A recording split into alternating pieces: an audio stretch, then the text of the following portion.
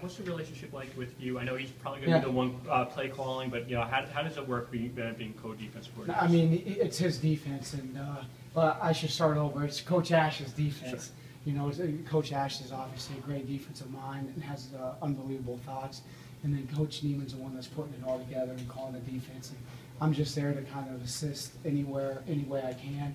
And I don't know how much you guys have been in practice and stuff. I like to kind of run around and do some of that stuff. So I think there's a good balance of him being the brains and maybe me being the bronze a little bit behind things. Is it safe to say most of your scheming is with the back four, the defensive backfield? Yeah, we do a lot of stuff together. So we're all together. I think some of the value I can add maybe is being in the lead to say, hey, we did this at my previous stop against this team and it was beneficial. Why don't we look at doing that? Hey, that's a good idea. Let's look at doing that sort of thing. But we're in there as a full staff together, kind of hammering things out together. Could you talk about that strong safety competition, what that's looking like between Damon and Kiy? Yeah, they're both, all three, really, they're all doing a great job. It's been, in my 16 years of coaching or whatever, this has maybe been the most fun camp I've had. Just those are older guys that have played some football that are really enjoying each other and having fun, and they're competing. They know it's a competition, and they're going to play. The beauty about Damon is he's got some unique skills moving over from corner that can help cover guys. The unique thing about Kiy Hester is he's a very smart football player and can play a lot of different positions. So it'll be exciting to get all of those guys and let them all play a lot of football.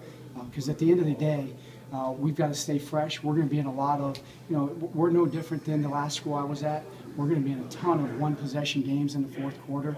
And if a guy plays, 70 snaps going into the fourth quarter, it's tough to make that one-on-one play at the end of the game. How about, over free safety with Saquan, obviously starter, but what's the depth there? No, so we moved Tim Barrow from corner over, and Tim's done a great job. He really has. He's learning every day. I spend more time. He's a part of my family right now. We're meeting overdrive, trying to get him ready to go, and he's done a great job. He's got a ways to go to just feel comfortable there because it is new. And I think in a pass game, he's in good shape. It's more some of the run fits and just understanding exactly where and how he fits and how the big scheme fits together.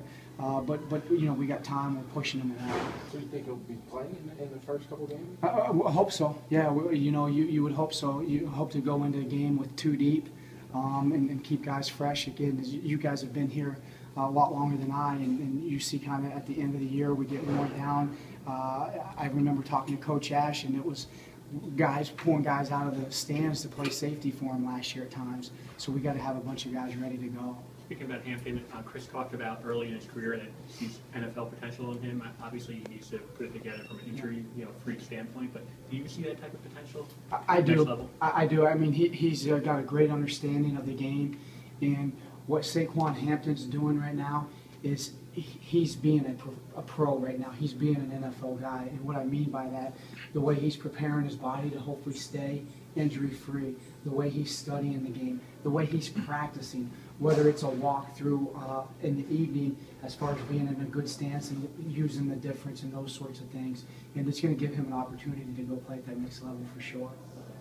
Coach, the young guys like Mickens and Izzy, how have they fared so far? They've done good. They were getting a ton of reps early, and we've kind of scaled back a little bit, just trying now to get more so of a two deep ready to go.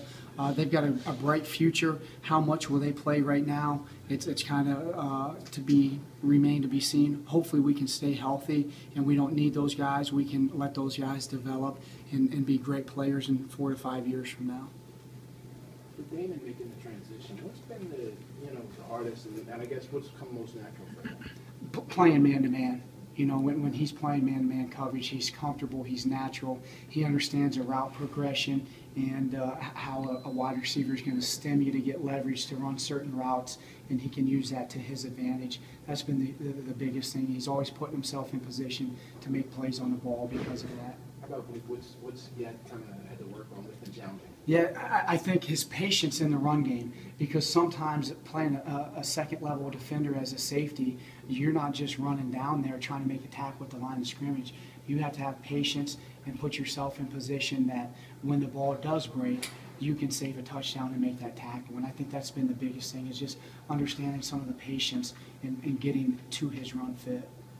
No, a little bit more on Hampton. You Yeah. mentioned his skill, obviously. How about leadership role that he plays on this team and with this group? He's been unbelievable, the way he has personally attacked things, and then how he's done, it started just in our group of being the leader in our group to get guys going, and now it's kind of festering over into the unit. And I think he's got some goals, personal goals and some team goals. I mean, I don't know how long you guys have been covering Rutgers.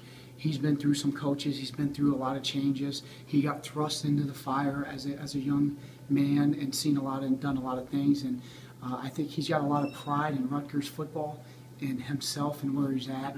And he's got some goals that he wants for him individually and his football team his senior year. And he's really done a great job of, relaying that to guys that, hey, this is what we're going to try and do this year. This is why. Great, thank you. Yeah. Thanks, guys. Appreciate it.